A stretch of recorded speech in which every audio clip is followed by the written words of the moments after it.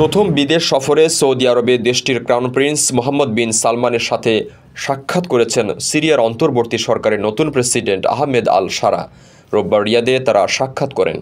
সম্প্রচার ফুটেজে দেখা গেছে রাজধানী রিয়াদে ক্রাউন প্রিন্সের সঙ্গে করমর্দন করছেন সিরিয়ার নতুন প্রেসিডেন্ট আহমেদ আল শারা।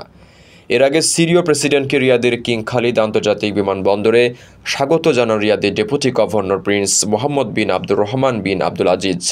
শারা এক লিখিত বিবৃতিতে বলেছেন, তিনি ক্রাউন প্রিন্সের সঙ্গে মানবিক ও অর্থনৈতিক সহযোগিতার পাশাপাশি শক্তি, প্রযুক্তি, শিক্ষা এবং স্বাস্থ্য ক্ষেত্রে বিস্তৃত ভবিষ্যৎ পরিকল্পনা নিয়ে আলোচনা করেছেন।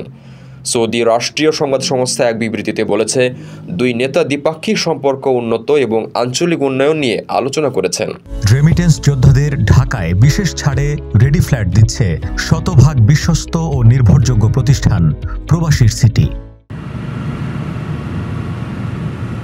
এর আগে গত বৃহস্পতিবার কাতারের আমির Sheikh Tamim bin Hamad Al Thani দামেস্কের শারার সঙ্গে সাক্ষাৎ করেন। গত ৮ ডিসেম্বর সিরিয়ার সাবেক প্রেসিডেন্ট বাশার আল আসাদের পতনের পর আল শারা ক্ষমতায় আসেন।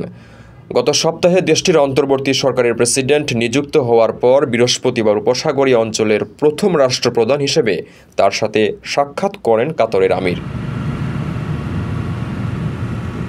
গত সপ্তাহে দামেস্ক সফরকালে সৌদি পররাষ্ট্রমন্ত্রী প্রিন্স ফয়সাল বিন ফারহান বলেছিলেন, সিরিয়ার উপর আরোপিত অর্থনৈতিক নিষেধাজ্ঞা তুলতে সহায়তা করার জন্য ইউরোপ ও মার্কিন যুক্তরাষ্ট্রের সঙ্গে সক্রিয় সংলাপে রয়েছে সৌদি আরব।